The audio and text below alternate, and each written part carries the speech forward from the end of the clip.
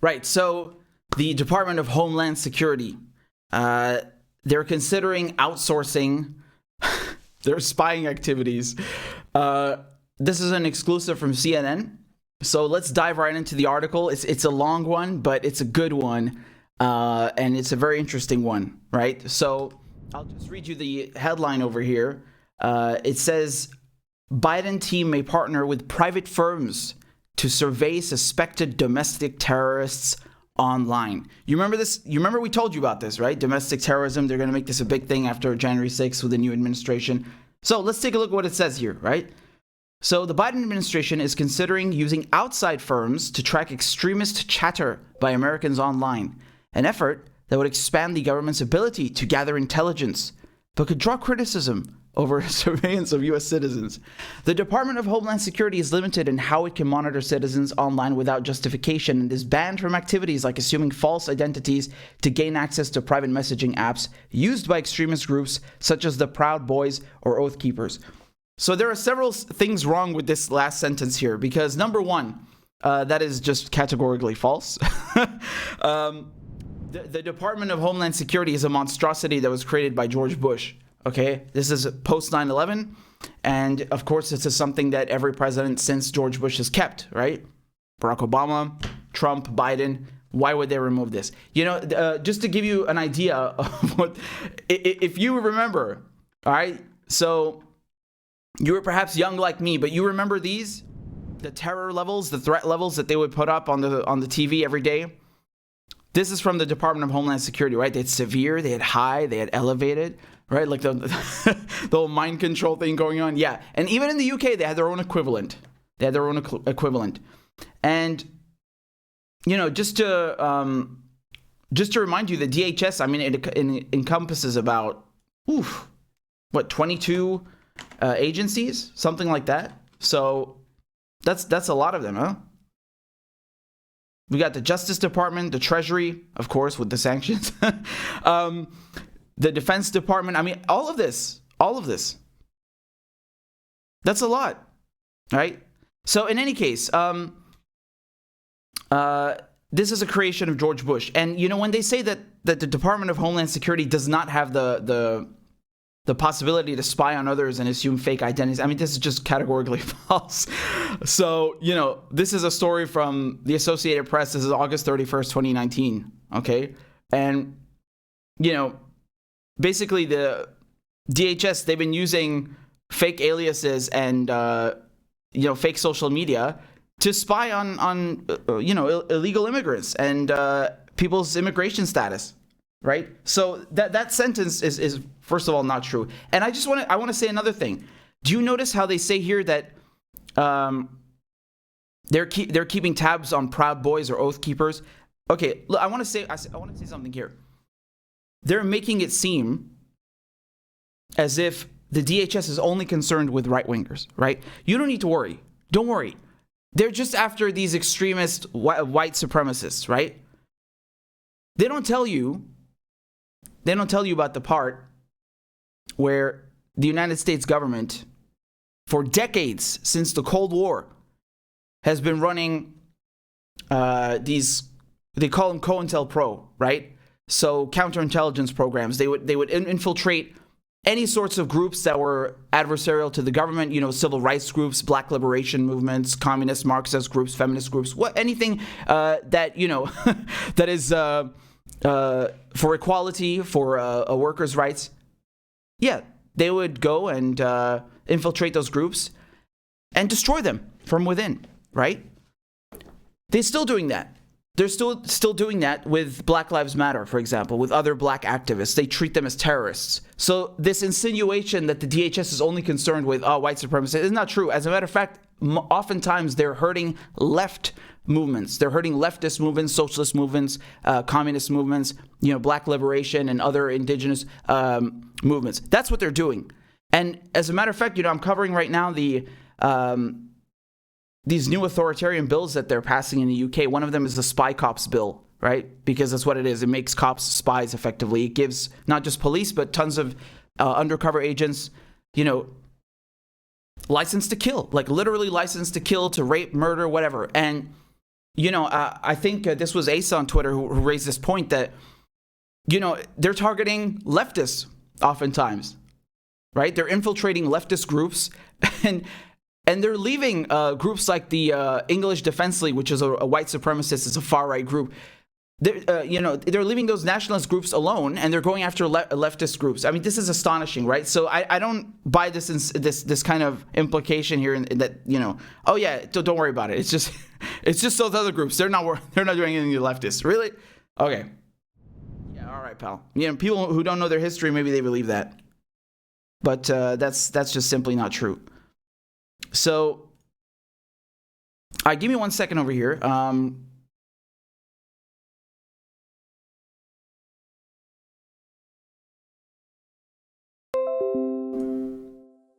Something up with my computer, man.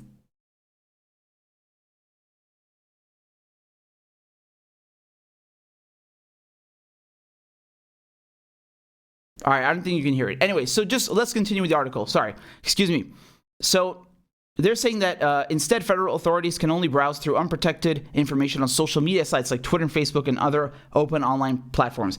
Yeah, like, again, as if they act as if we don't know about Snowden, that all these social media companies are not giving them more than just publicly available information.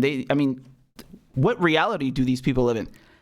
So the plan being discussed inside the DHS, according to multiple sources, would in effect allow the department to circumvent those limits, which they're already doing. A source familiar with the effort said it is not about decrypting data, but rather using outside entities who can legally access these private groups to gather large amounts of information that can help DHS identify key narratives as they emerge. Again, I am a huge fan of the vague language. It really does it for me, so that when they violate your human rights and your constitutional rights, you can't say anything. So they're saying that by partnering with research firms who have more visibility in this space, the DHS could produce information that would likely be beneficial to both it and the Federal Bureau of Investigation, the FBI, which cannot monitor U.S. citizens in this way without first getting a warrant or having the pretext of an ongoing investigation. The CIA and NSA are also limited on collecting intelligence domestically.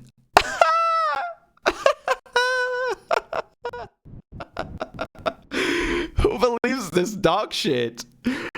How dumb do you have to be to believe that? Who believes that, honestly? Dude, the CIA doesn't accept intelligence on people domestically. No one believes that for 1 second. Okay, that is a complete fabrication. So, anyway, going. I gotta laugh. I gotta laugh. So, continuing. It would, however, involve empowering a unit at DHS that is already under fierce scrutiny for its bungled handling. Again, pay attention to this language. It's a bungled handling of the Portland riots last summer, an episode that included collecting intelligence reports on journalists and unmasking private citizens, according to a source familiar with a recent internal report on the matter. Do you see that language? Bungled handling. Now, can someone explain to me what's bungled about that? When you say it's a bungled handling, you're implying it was a mistake, right? That's what it means. It's, we did this by accident. Yeah, but we're not talking about people who make accidents or mistakes here. I mean, we're talking about the intelligence community, right? These are intelligence agencies. They know who they're spying on. They know what they're doing. It's their job to know. And you're giving them cover? Like, why not just say that they were collecting reports on journalists and then let people make their own conclusions? No. CNN has to say it was bungled. It's not their fault. They just happened to be spying on journalists. It just happened. We're sorry. No, we're not even sorry. Do you see how they condition people with this language? They'll just throw a few terms in there and try to tone down what happened. If that happened in another country, they'd say, oh my God, the regime, they have been violating press freedoms. They were collecting dossiers on journalists. That's how they would portray it. But when they do it at home, no, it's a bungle thing, man. We didn't mean it, right? So That leaves the Biden administration with a key question: how to address mistakes made during the Trump administration while also finding ways to respond to what critics say were blatant failures by U.S. intelligence agencies to act on warnings ahead of the January 6th attack on the U.S. Capitol. Yeah, I don't think those were... I don't know, man. Look, I just want to make one point here that I think any person, any sane, rational person could make. The United States spends, $740 billion a year on defense. Now Biden wants to make it $753 billion a year. That's more than any country on earth, right? It's more than the next 10 countries put together. You created the Department of Homeland Security, right? You created the mass surveillance programs. You started the war on terror. You did all of these things to protect the U.S. and then a bunch of weekend soldiers, and not even weekend soldiers. They're just, people just show up with guns at the heart of the capital of the nation in Washington, D.C., and they just walk in. Like, who believes that? How can you expect anyone to believe that? I don't buy that. I don't buy that. Something is up. I don't know what it is, but something is up. Like, this literally doesn't add up. These are astronomical figures put forward for defense. So, make it make sense. So in any case, if you want to call that a failure, whatever, yeah, that's putting it mildly, I would say. If they're able to walk in and just easily threaten your elected leaders, that's more than just a failure. There's something else going on here. So, quote, there's a tension between wanting to empower the DHS's intelligence office to do this kind of work around domestic terrorism on the one hand, and then on the other hand, the misuse of its capabilities during the summer of 2020 gives a lot of people on the Hill pause when it comes to potentially giving them new authorities, capabilities, or resources, a Senate aide told CNN. Now, I want to be clear, because since this article was posted, actually, let me get to the end, all right? Then we'll go there. So DHS officials are exploring ways to enhance the department's information gathering within the bounds of its current authorities, multiple sources told CNN. The department is coordinating with the National Security Council and the FBI as part of the effort. Quote, there was only limited awareness before January 6th of what violent extremists were planning through social media, said Tom Warwick, a senior fellow at the at the Atlantic Council, who served as DHS Deputy Assistant Secretary for Counterterrorism and has decades of experience. So Warwick added he would expect DHS to explore whether contractors could help them understand plots and trends emerging online.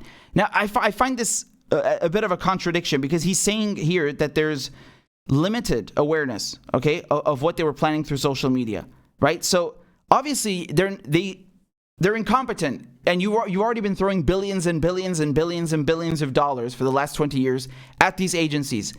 So what is your idea? You want to give them more money, and you want to let them violate people's rights even more, like the Patriot Act, the mass surveillance? This wasn't enough. If anything, you should try a completely different route, since what you are doing either doesn't work or you're in on it. I don't know.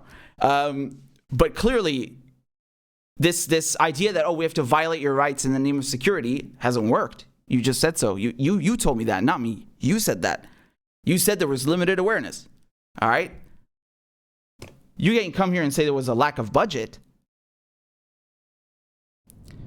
So Warwick added he would expect, again, to explore, look at this, contractors, right? So they're outsourcing the authoritarianism. That's what it is. And they're saying whatever gets approved and implemented has to comply with established laws. Yeah, but what does that mean? Because when, George Bush and Dick Cheney, they start the presidential surveillance program behind everyone's back the day of 9/11, I mean, they ended up legalizing it, right? So the mass surveillance programs, they ended up getting them in part through Congress, right? So the drone programs, they find a legal framework for it. They always find a way to legalize what is illegal. So, when the Patriot Act, that is a law. Does it mean that it's a just law? And even then, they don't even abide by that. They go even further. So I mean, these people have been violating everyone's rights, U.S. citizens, people internationally, and now they're saying, no, it's not enough. We need more. We need more money, and we need more reach, or as Obama says, mild encroachments. No, we need to violate your rights even more. I mean, if anything, you people are the last, on the list to be given those kinds of priorities. But nonetheless, here they are making the case, and CNN makes the case for them, right? So, and they want it to be with contractors, right? Of course, there's a profit somewhere in there, of course. So researchers who already monitor such activity online could act as middlemen to obtain the information. So what are we talking about here? Who are these researchers? People at the CIA? People who do open source? What is it? DHS officials maintain the materials provided would only consist of broad summaries or analysis of narratives that are emerging on these sites and would not be used to target specific individuals. So, it sounds a lot like metadata, right? If you remember, what's his name again? General Hayden, right? So he used to head the intelligence community, and he's on tape saying, we don't even need to know what you're saying. We kill people based on metadata. He said that verbatim. We kill people based off of metadata.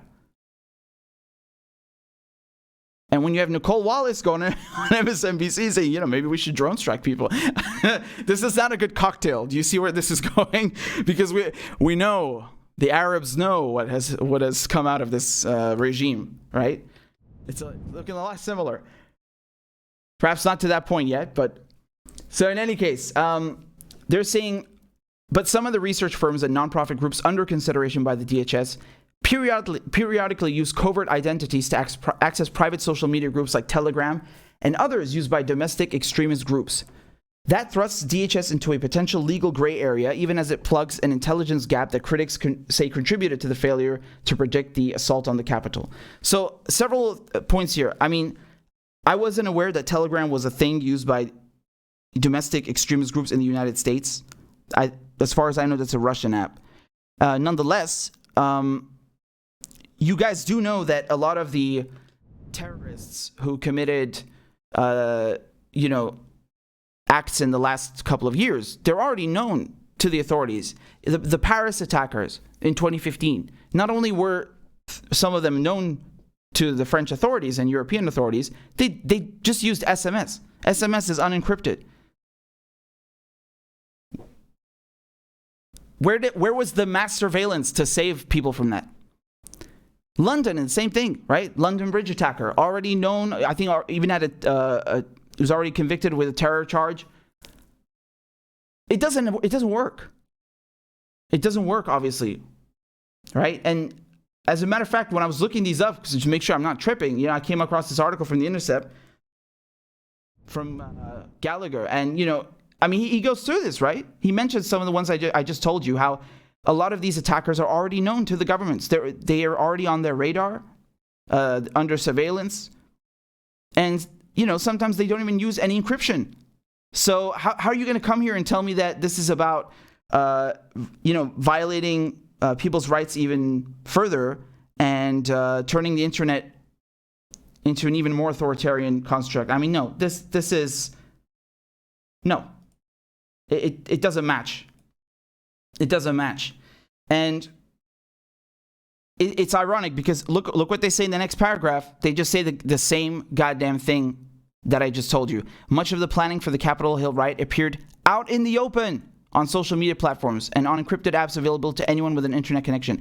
So, you had all these things happening on Facebook. I don't see anyone targeting Facebook for that. No, they go after the competition, right?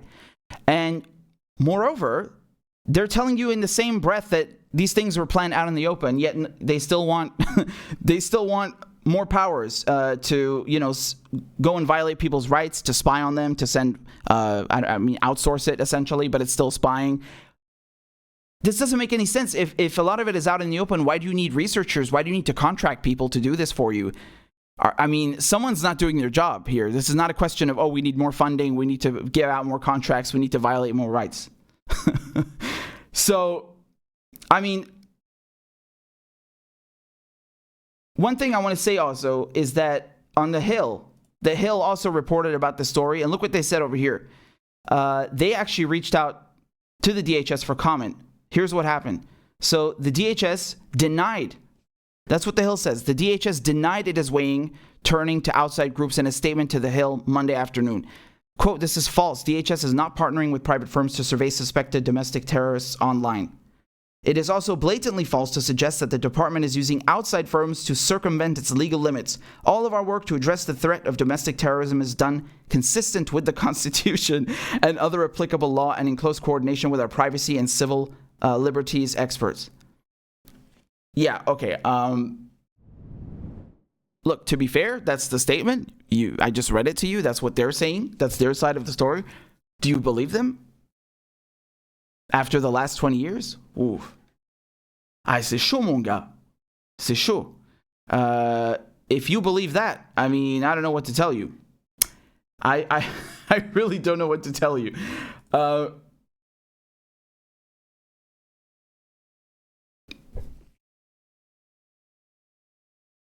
Just going further, back to this article, all right, they say if they can find willing external partners that would help provide access to private groups on these encrypted apps, DHS and its federal partners, including the FBI, would be able to legally identify potential domestic terrorists and access information that could inform investigative efforts.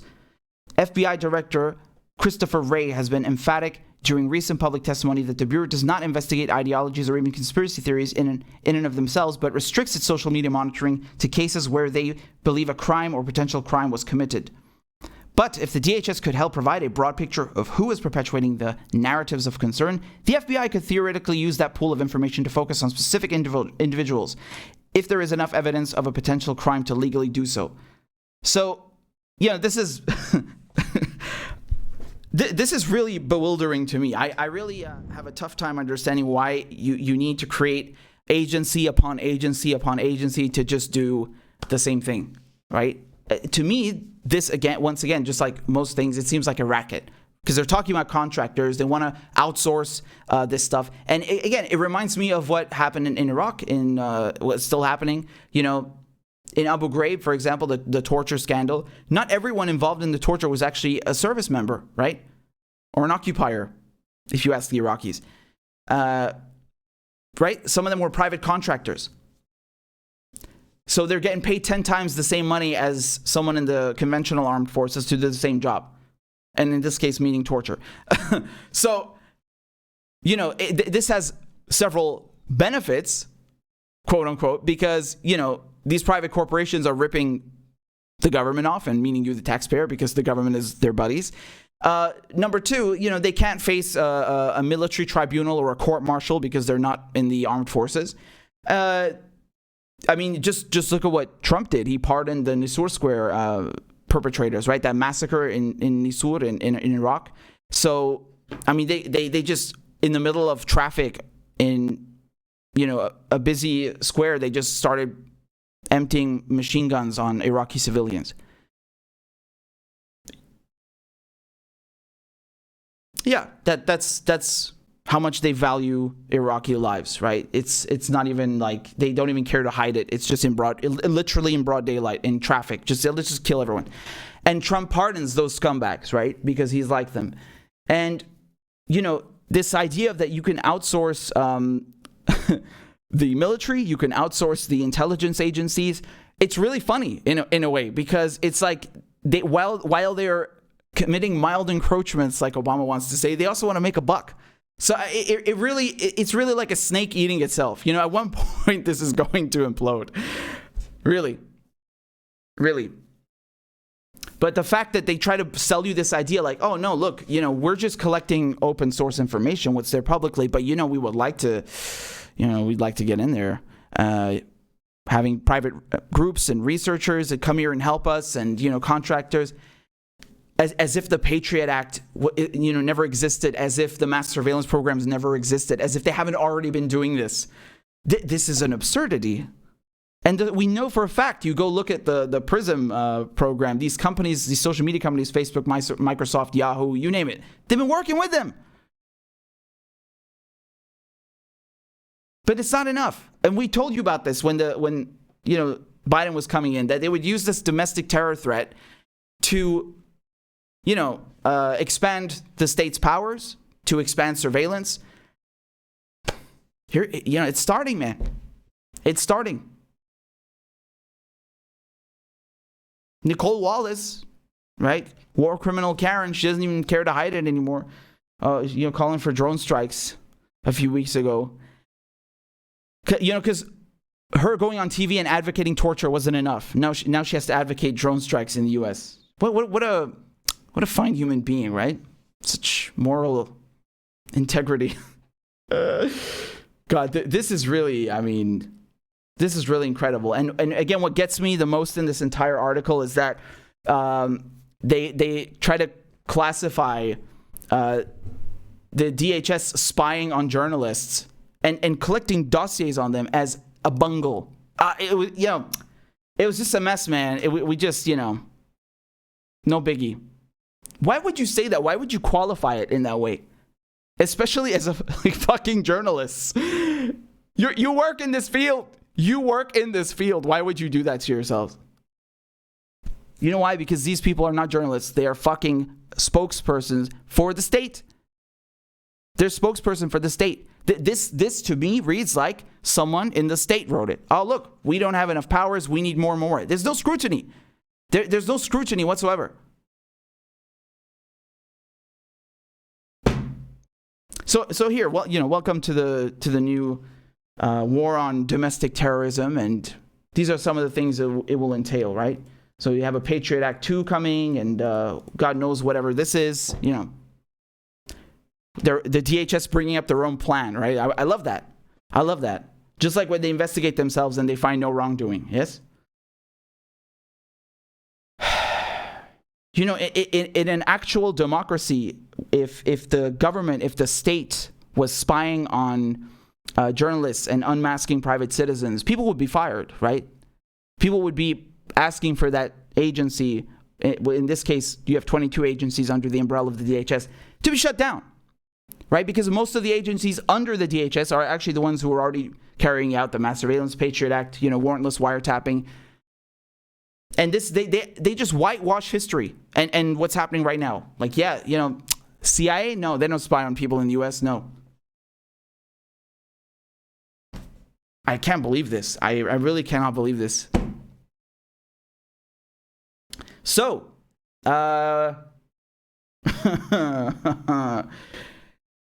you guys need to give me a moment. I need to drink something, but I don't want to put up ads on of what I'm drinking. I want to plug it on the screen. So give me a second. And thank you for your donations. I'm seeing them. I'll read them.